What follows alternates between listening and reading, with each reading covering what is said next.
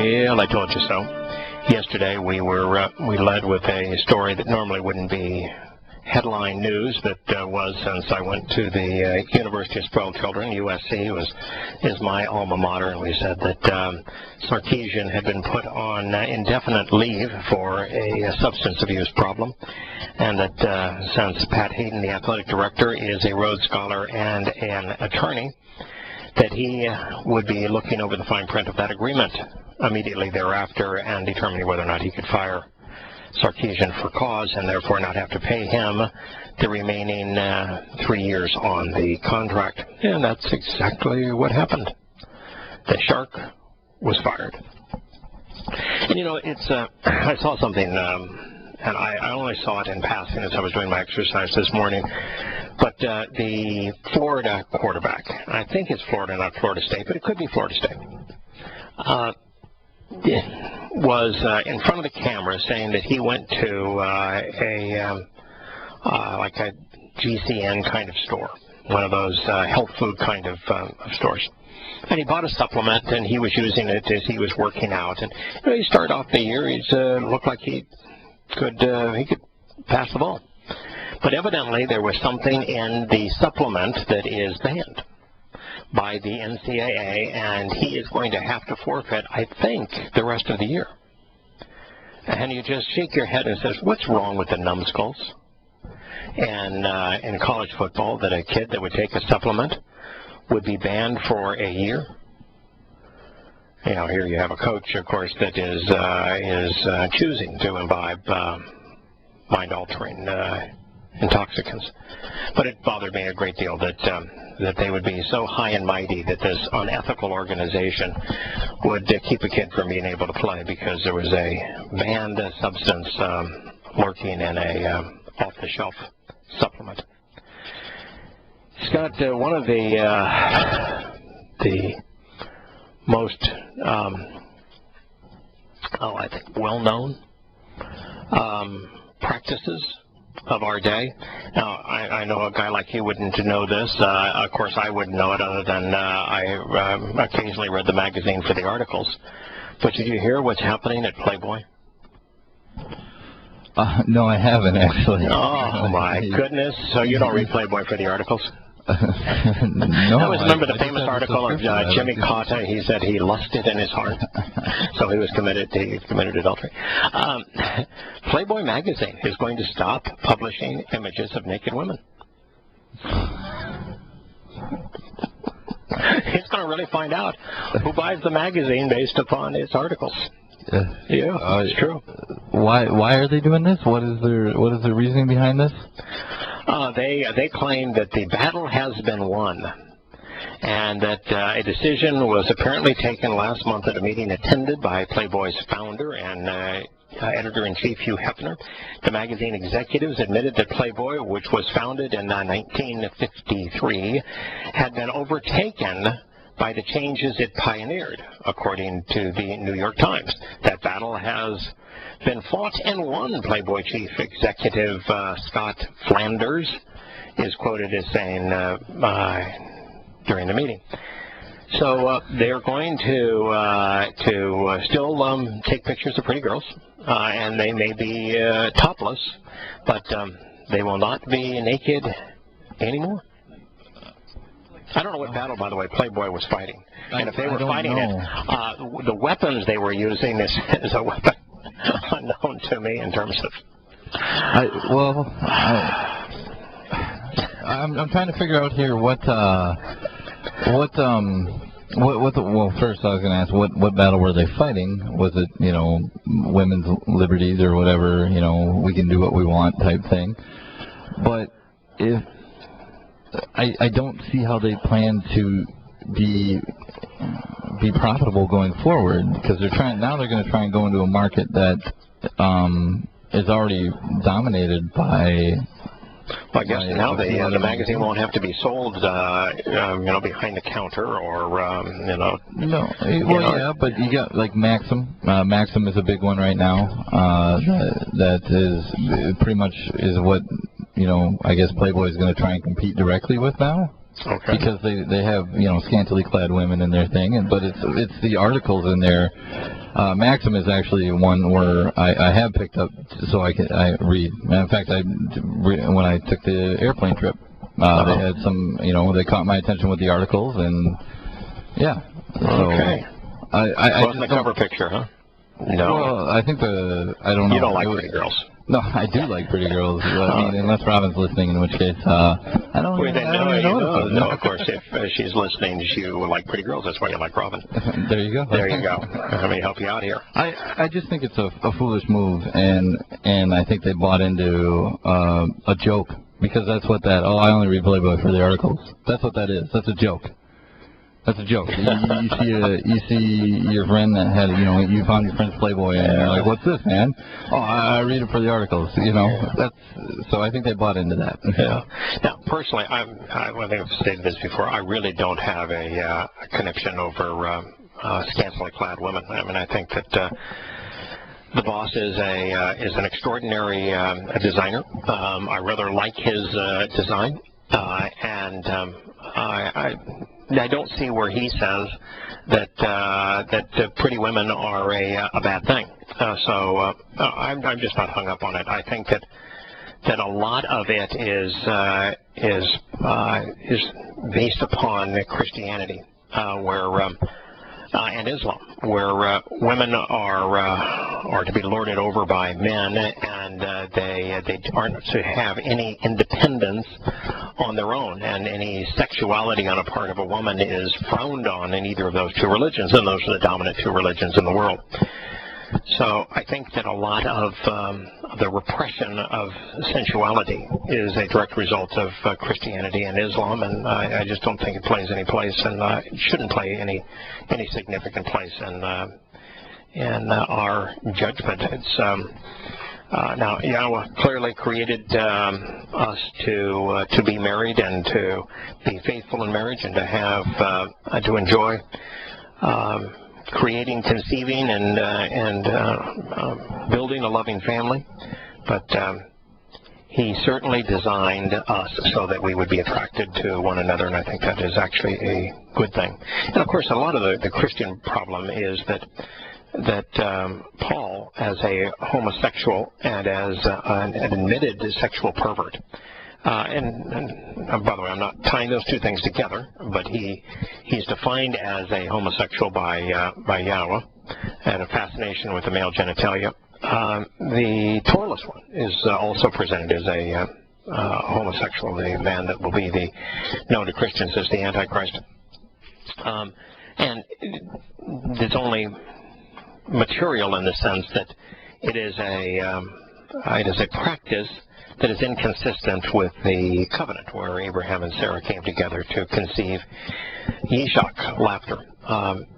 But I think it's a lot of Christianity's problem is Paul's animosity towards women. And then if you look at Islam, Muhammad hated women. His idea of sex was control, abuse, rape, pedophilia. All screams that he despised women, the fact that he made them dress into tents. So anyway, it's just one person's perspective. Could well be wrong on this, but I'd have to tell you that of the things that bothered me in society, Playboy was not high among them. I will tell you something that bothers me a lot more. The United States military delivered 45 tons, but 90,000 pounds, 90,000 pounds of ammunition to, it says, rebels fighting the jihadist group, the Islamic State, and northeastern Syria. Well, since there are no non-Al-Qaeda, that would be al-Nusra, or non-Islamic State rebels, of any consequence, and the United States has actually done what I told you they would have to do, admit that their training of moderate Muslims to be rebels was an utter failure. It was announced last week that $500 million program was scrapped because in the end, all the weapons that were supplied were turned over to al-Nusra or the Islamic State, and the rebels that were trained either fled or they joined al-Nusra or the Islamic State. At best count, the most optimistic estimate of all of those that we spent hundreds of millions of dollars training and equipping is that there were a grand total of 5 of them still engaged in the battle. So if this 90,000 pounds of ammunition were provided, and it was a lot more than ammunition, it was anti-tank weapons, it was surface-to-air missiles, it was rocket-propelled grenades, it was all manner of weaponry. Dropped from C-17s, transport aircraft, on pallets, dropped in northeastern Syria. You know who's in northeastern Syria? That would be the Islamic Republic of the Kurds. And you know who is also active in northeast Syria? The Turkish government, bombing them.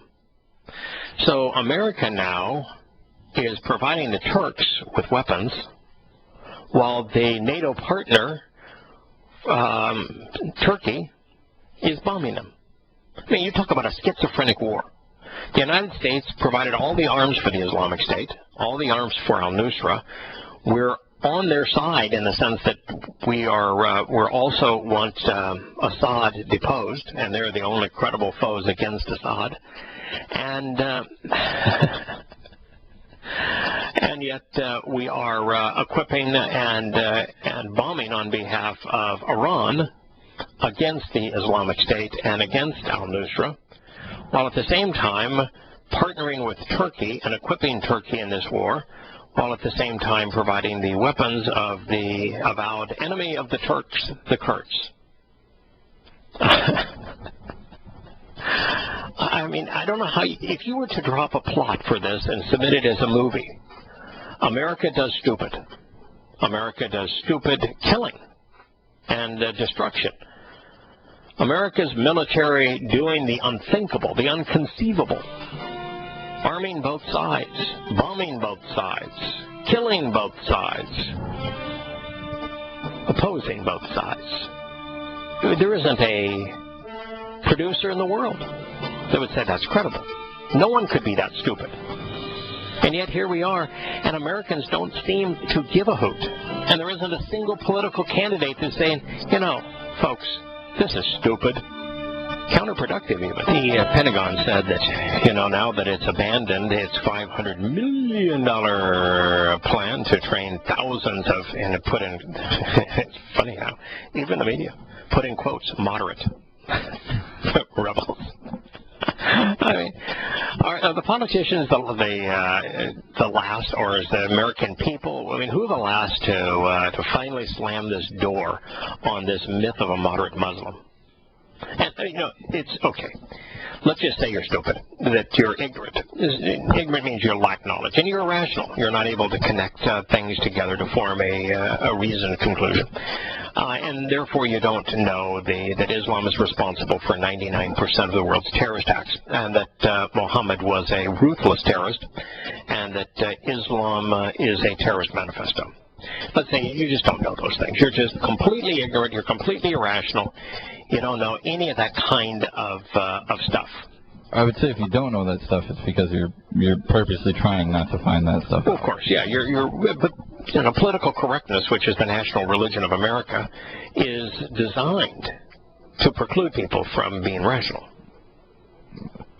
That's the purpose of it. That's the purpose of it. You're more easily misled and indoctrinated when you're taught not to be rational. Feelings matter more than actual facts. Oh, and it's more important to be, vastly more important to be politically correct than to be correct. Which also being politically correct is... Right. A lie under political correctness is vastly more correct in our society than the truth. So that's just the nature of the beast that we're fighting.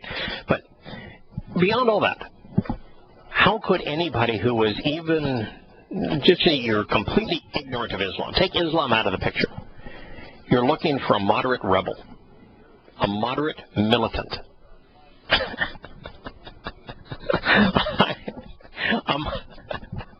That's like I'm saying I want to find a skinny fat person.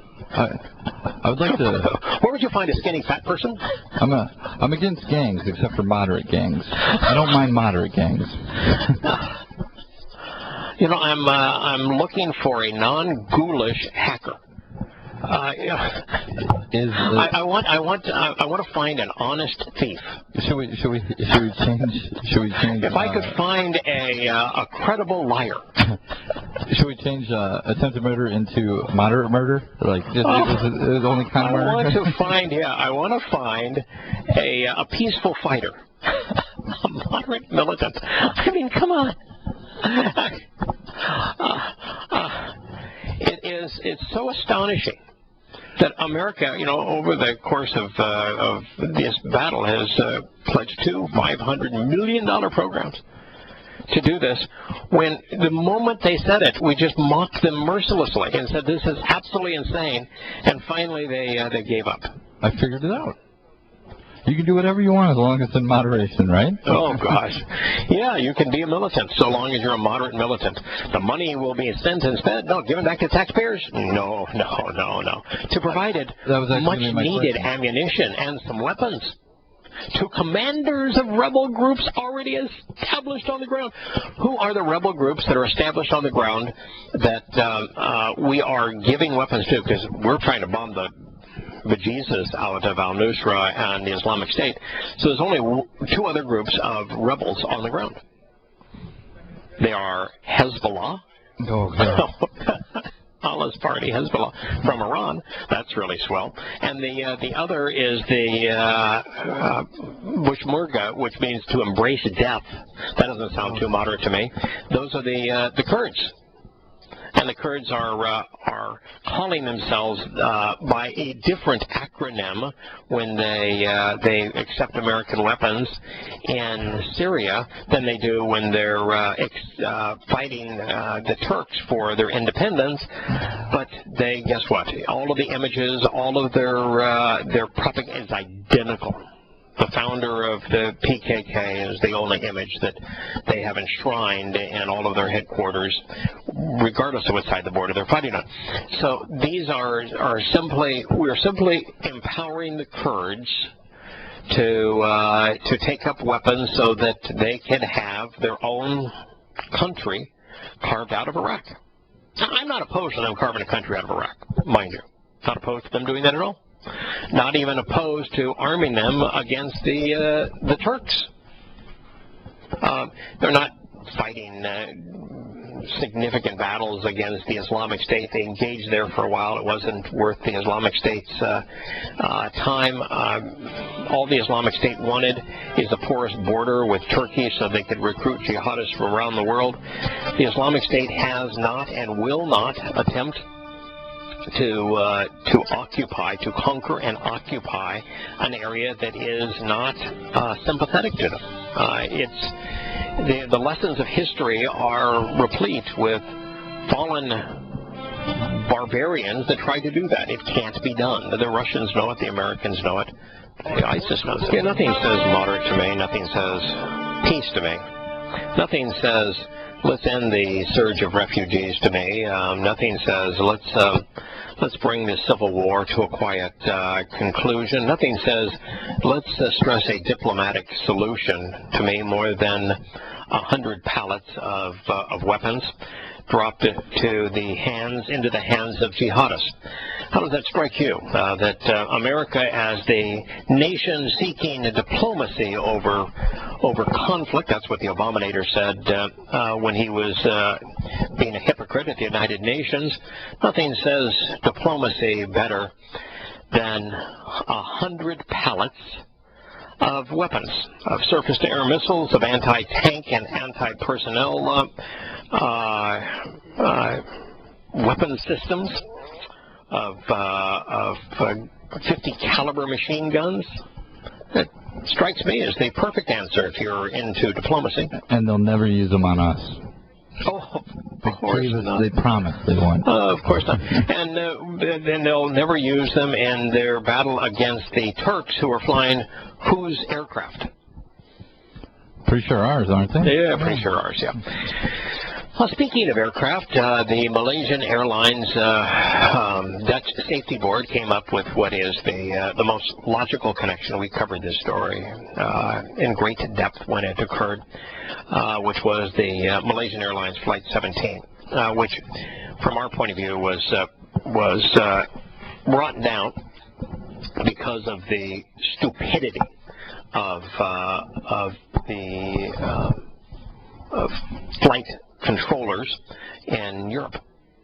You know, not to recognize the known fact that at the United States urging, the Kiev regime was using aircraft to bomb civilians throughout Luhansk and Donetsk, and that the Russian separatists, the ethnic Russians there, who didn't want any part of the Kiev regime, were attempting to defend themselves, and that they had successfully captured Ukrainian military bases in their region, and therefore taken control of things like the Belk anti-aircraft system, and had successfully deployed that system to rid the skies above their cities of Kiev regime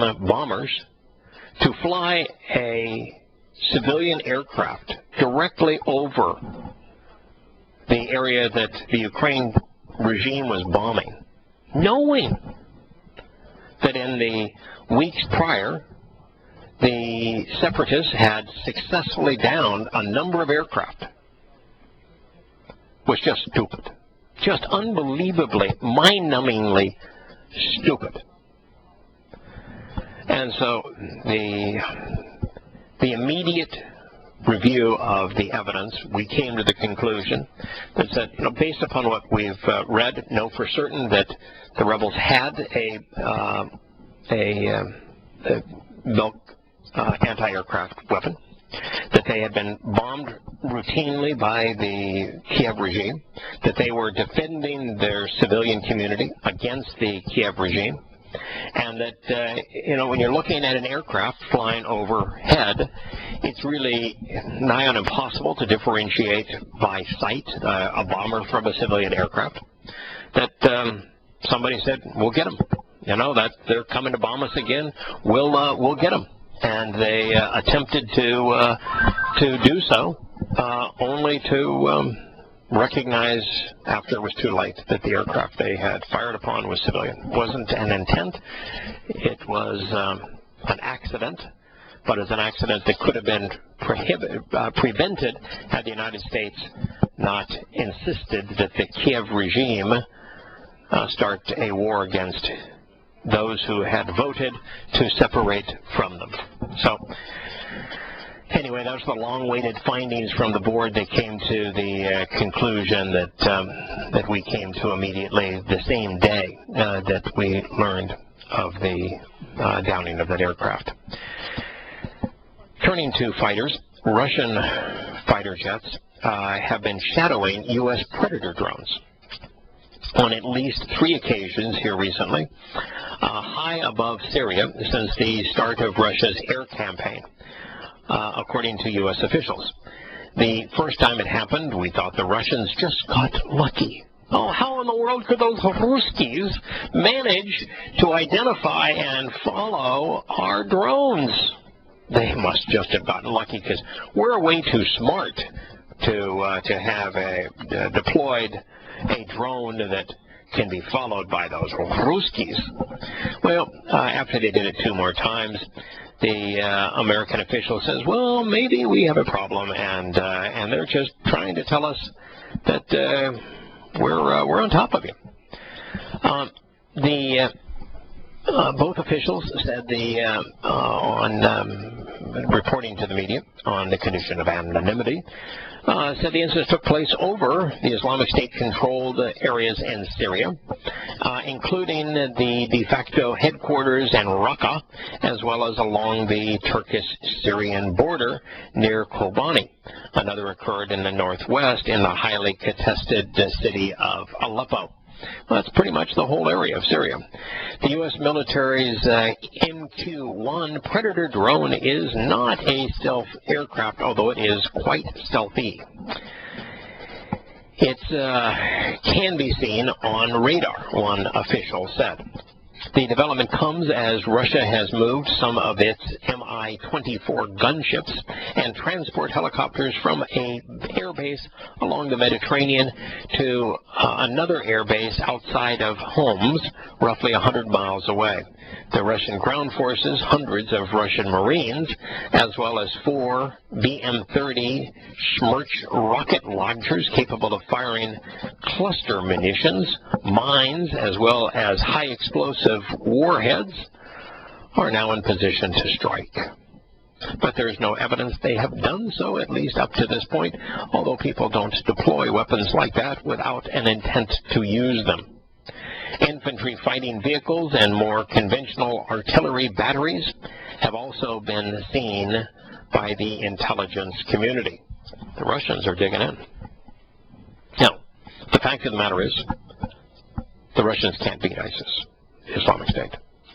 The Russians can't beat al-Nusra. The Russians can certainly inflict heavy casualties on the Islamic State and heavy casualties on al-Nusra, but the only way they can do that is to inflict even heavier casualties on civilians. They will manufacture vastly more jihadists than they kill. That is the nature of religious fighting. They will find themselves manufacturing 100 jihadist militants for every one they kill.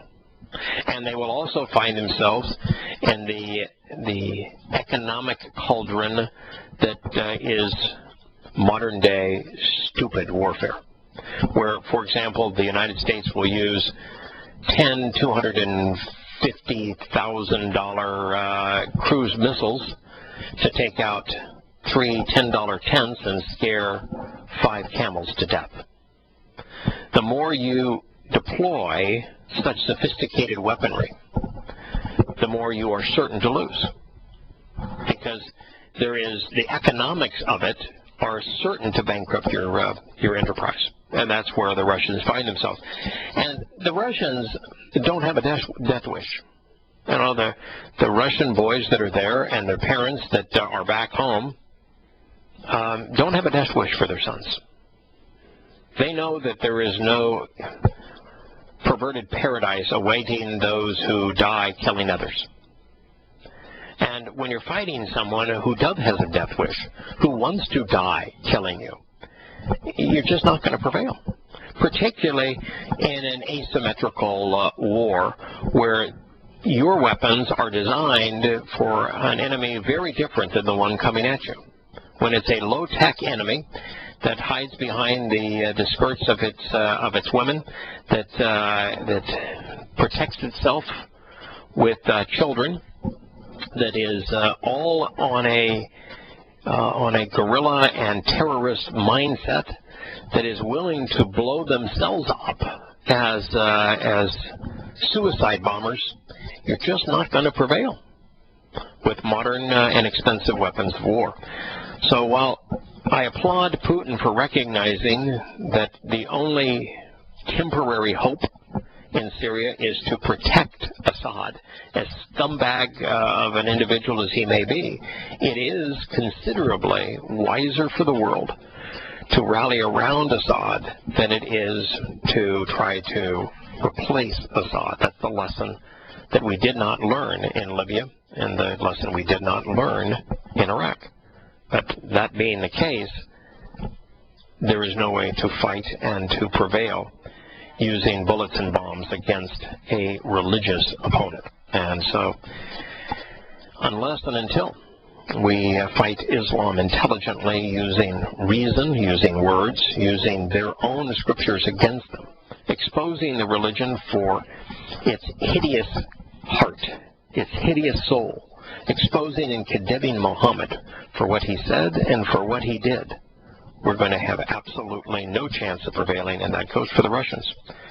And for those who would think that the Russians, because Putin is strong-willed, will prevail, all I have to do is tell you that when Russia was the second most important superpower in the world, at the height of Russian power, when the Russians were fighting an infinitely inferior foe in the American-backed Taliban and al-Qaeda in Afghanistan, with Russia deploying vastly more resources, they lost. They'll lose here as well. But we now have a very substantial array of Russian troops and Russian weapon systems integrated into Syria, all while America is flying drone missions and bomber and fighter missions over Syria. There is a 0% possibility that that can continue on for any period of time without either the Russians killing Americans or Americans killing Russians. And in today's world,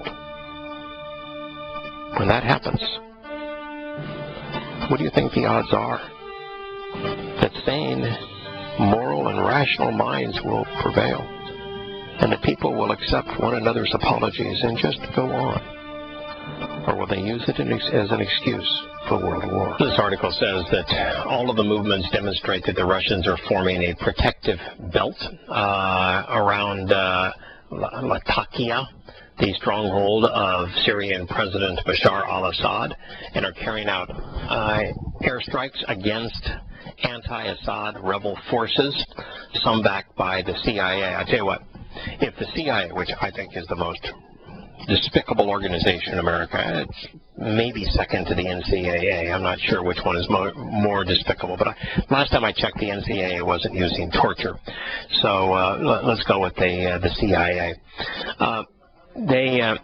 For them to be arming and backing a rebel force, the only effective rebel force against Assad, it's not the Islamic State, it's al-Nusra.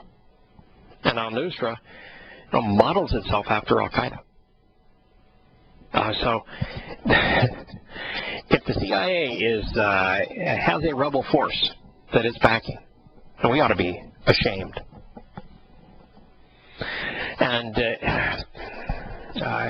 but the CIA, it was the organization that backed al-Qaeda, created al-Qaeda, and backed the Taliban in their battles against the Russians in Afghanistan. So maybe they're right back in their element. I mean, that's what they're good at, is arming fundamentalist Muslims to attack Russians. The only thing is that when we did it the last time in Afghanistan, it backfired on us, because the CIA is an immoral organization.